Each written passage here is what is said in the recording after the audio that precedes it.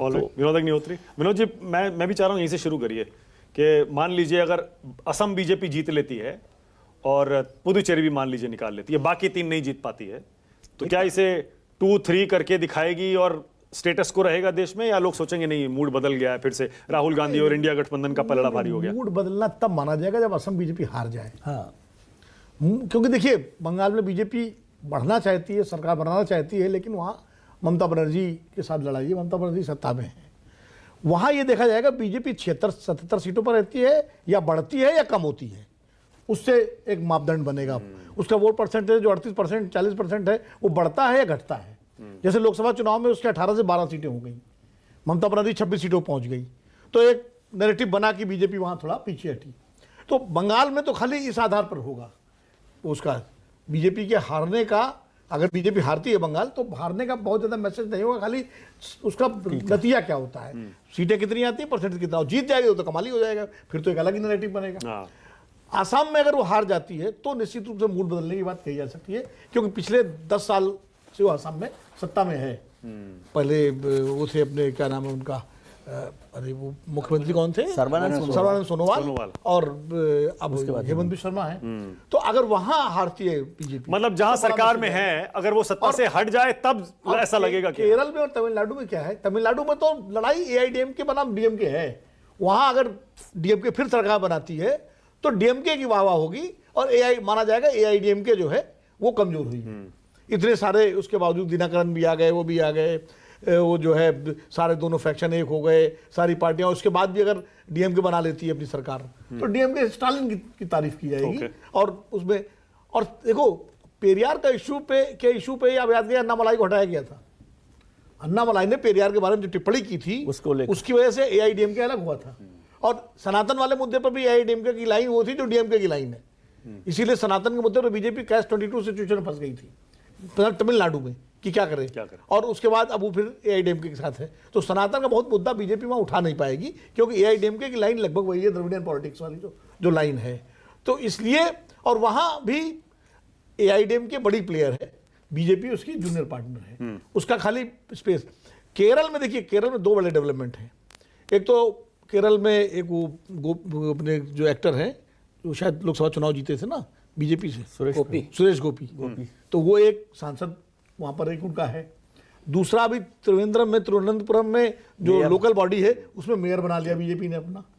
अब वो कर्टसी शशि थरूर है या क्या है पता नहीं, लेकिन बना लिया। शशि थरूर जो वहाँ से एमपी है, इसलिए मैं कर्टसी कह रहा हूँ।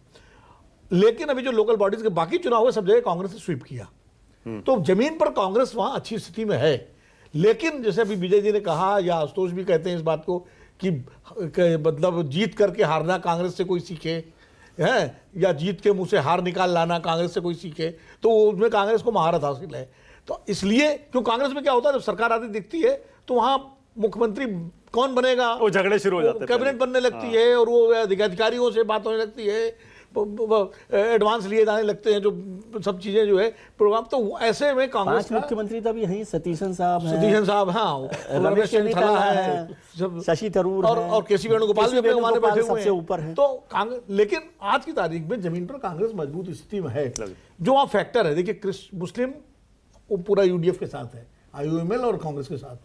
क्रिश्चियंस का भी एक बड़ा सेक्शन कांग्रेस के साथ रहा है लगातार। जैसे वो ओमक्स चैंडी थे, एंटोनी साहब वहाँ से थे, कई बड़े क्रिश्चियन नेता जो है कांग्रेस से आते थे। राहुल गांधी तो वायनाड से चुनाव लगे जीते, और प्रियंका गांधी वायनाड से सांसद हैं। हिंदूज में का ज़्यादा समर्थन सीपीएम के साथ था, लेफ्ट के साथ, जो कांग्रेस के जो वहाँ सोशल बाइफर्केशन है उसमें। अब क्रिश्चियन वाले मामले में बीजेपी क्रिश्चियन को रीच आउट कर रही है, आप याद करिए। लेकिन बीजेपी के जो फुट सोल्जर्स हैं संघ परिवार के, जिन्होंने क्रिसमस में जो तमाशा किया छत्तीसगढ़ से लेकर के और हर जगह कि जो पता लगा सांता क्लास की टोपी बेचने वालों को पकड़ के पिटाई की, और वहाँ नंस के साथ वो हुआ, वो सब मैसेज भी जाता है। वो नंस केरल की थी, तो बीजेपी को उसको डैमेज कंट्रोल करने में बड़ा मुश्किल हो गया। प्रधानमंत्री जी खुद चर्च गए और उन्होंने कुछ बधाई दी, ये सारा मैसेज है। लेकिन दूसरी मैसेजिंग ये भी है। तो कुल मिला के क्रिश्चियंस वहाँ अभी दुविधा में हैं केरल में कि बीजेपी के साथ जाएँ या न जाएँ, इस फुट सोल्जर्स के करिश्मे की जो उनका जो कारनामा है उसके कारण। तो या तो फुट सोल्जर्स पर भी लगाम लगानी पड़ेगी बीजेपी को अपने वहाँ पर, तो ये सब चुनौतियां बीजेपी के सामने भी है, लेकिन केरल में भी यही देखा जाएगा कि वो अपना वोट परसेंटेज कितना बढ़ाती है और क्या कुछ एमएलए जिता पाती है, वही उसकी कामयाबी मानी जाएगी। सरकार बनाना भी बहुत दूर है वहां पर। बंगाल और असम में कौन आगे है, छोटे में बता पाए विनोद जी तो? देखिए असम में तो मुझे लगता है बीजेपी का एज है। वो जो गौरव गोगोई है मेहनत बहुत कर रहे हैं। एक असम में कांग्रेस ने ठीक काम किया है कि उन्होंने बदरुद्दीन अजमल से अलायंस नहीं किया है और ना करेंगे वो। उसका फायदा बीजेपी उठाती रही है, क्योंकि पोलराइजेशन का जो मसला है वो अजमल साहब की वजह से हो जाता था। तरुण गोगोई जब तक मुख्यमंत्री थे, तरुण गोगोई ने अजमल साहब को उसको कभी सिरे नहीं चढ़ने दिया, और अपने आप में कांग्रेस वहां असमिया पार्टी बनी हुई थी, अहोम पार्टी थी। अहोम लीडरशिप जो है तरुण गोगोई की थी, और तरुण गोगोई उसको परफॉर्म करते थे। हितेश्वर सैकिया भी इसके पहले असमिया लीडरशिप दे रहे थे। आप याद कीजिए जो नेली वाला कांड हुआ था तो एंटी मुस्लिम ही कांड था वो तो सारा, वो किसने किया, ट्राइबल्स ने किया था। तो वो उस सेंटिमेंट को कांग्रेस बुनाती थी, लेकिन हेमंत बिस्वा शर्मा ने कांग्रेस को बहुत डेंट किया, बहुत डैमेज किया, पूरे नॉर्थ ईस्ट में किया। और उस पर हेमंत बिस्वा शर्मा जैसे भी कहा कि भाई वो पैसा भी बांटेंगे, 20 लाख महिलाओं को कितने, 40 लाख महिलाओं को, कितनी महिलाओं को शुरू है, जा रहा है पैसा। बिहार प्रयोग जो शुरू कर है, तो दिया। बिहार वाला एक्सपेरिमेंट है, तो वो हमेशा जो सरकार में रहता है पैसा बांटता है उसको एज होता है। झारखंड में हेमंत बिस्वा शर्मा का एज था, नीतीश कुमार और सब लोग देख ही चुके हैं। इसके बावजूद गौरव गोगोई वहां फाइट अच्छा कर रहे हैं। और पिछली बार भी देखिए, पिछली बार भी वोट परसेंटेज आप देखिए बीजेपी कांग्रेस का तो बहुत कम था अंतर। बहुत विजय जी बताएंगे, विजय जी तो आंकड़ों को बाजी कर रहे हैं। बदरुद्दीन तो वैसे बदरुद्दीन को 10 लाख वोटों से हरा देना ही ही अपने आप में जो है, वो भी ताकत वाली कांग्रेस बात के एमपी नहीं हराया है, तो वो भी एक बड़ी बात है। आपने पुदुचेरी की बात की, बंगाल की बात, बंगाल में मेहनत बहुत कर रही बीजेपी। मेहनत 21 में भी कम नहीं की थी बीजेपी ने। ये कहना कि 21 में कम मेहनत की थी, इस बार ज्यादा कर रही है, बल्कि मुझे लगता है अभी तक को तो देखो तो 21 में ज्यादा मेहनत दिखाई पड़ रही थी। कैलाश विजयवर्गीय तो वहां बाकायदा स्टेशन करा दिए गए थे, पूरा रह रहे थे, मेहनत इस बार भी कर रही है। हाँ, मैं थोड़ा आपने वो जो कहा ना विनोद जी, बीजेपी को मिला था 33.21% वोट पिछले चुनाव में असम में, और कांग्रेस को मिला था लगभग 29.67%। नहीं, दोनों के जो गठबंधन थी उनकी बात हो। हाँ, गठबंधन में और करीब आ गया। हाँ, सही कह रहे हैं। मैं गठबंधन की बात कर रहा हूँ, पार्टी वाइज नहीं। तो गठबंधन में बहुत अंतर कम था। बंगाल में अभी भी ममता का एज है, जो खबरें आ रही हैं। ममता वहाँ मजबूत हैं, SIR का विरोध भी कर रही है, साथ साथ उनके BLO ने उसमें काम भी किया है। और बीजेपी अभी कोई ये लीजिए आ गया, सॉरी माफ कर आपको रोक रहा हूं मैं। चैट जीपीटी आजकल बहुत यूज करता हूं, बहुत क्विक हो गया है। चैट जीपीटी बता रहा है एनडीए को 2021 के चुनाव में असम में मिला था 44.51, 44.5% वोट, और महाजोत उसका नाम था, कांग्रेस लेड अलायंस का यूपीए था उस समय, 43.68%। तो काफी करीब, बहुत कम अंतर। वही मैं कह रहा हूँ, उनका अलायंस का जो है। तो बंगाल में अभी भी ममता का वो मजबूत है। पुडुचेरी के बारे में एक बात कहता हूँ, तमिलनाडु के चुनाव का बहुत असर पड़ता है पुडुचेरी में। तमिलनाडु का रिजल्ट क्या होता है उसका एक इफेक्ट वहाँ, साइड इफेक्ट पड़ता है, क्योंकि काफी सोशल।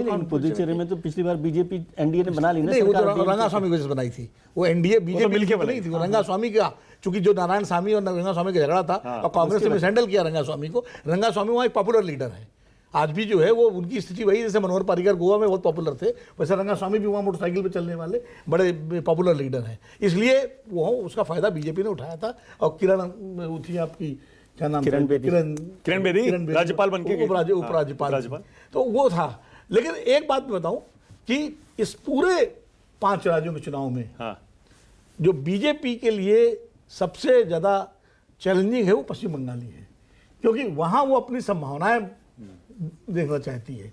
बाकी जगह तो वो एडिशनल, उसमें असम में उसको ज्यादा उसकी अपनी सरकार, पिछली बार भी आते आते रह गई, लोग कह रहे थे इस बार हो जाएगा, हो जाएगा। तो ये जो है, इसलिए मुझे लगता है एक लाइन बोल देता हूं, पॉलिटिकल मूड का बैरोमीटर बंगाल और असम है। असम में यदि कांग्रेस जीत जाए और पश्चिम बंगाल में बीजेपी बना ले, और केरला के लिए राजदीप को मैं याद करता हूँ, मित्र हैं हमारे, वो हमेशा कहते हैं कि राहुल जी के लिए अक्सर वो कहते हैं कि he never misses the opportunity to miss the opportunity. ऐसा ना हो। तो एक चीज और है, इसका उल्टा भी है। जैसे मान लीजिए केरल में, असम में कांग्रेस जीत जाए और वहां ममता बनर्जी जीत जाए, तो ये एंटी मूड माना जाएगा। और अगर असम में बीजेपी बचा ले अपनी सरकार और बंगाल में बना ले तो ये प्रो हो जाएगा।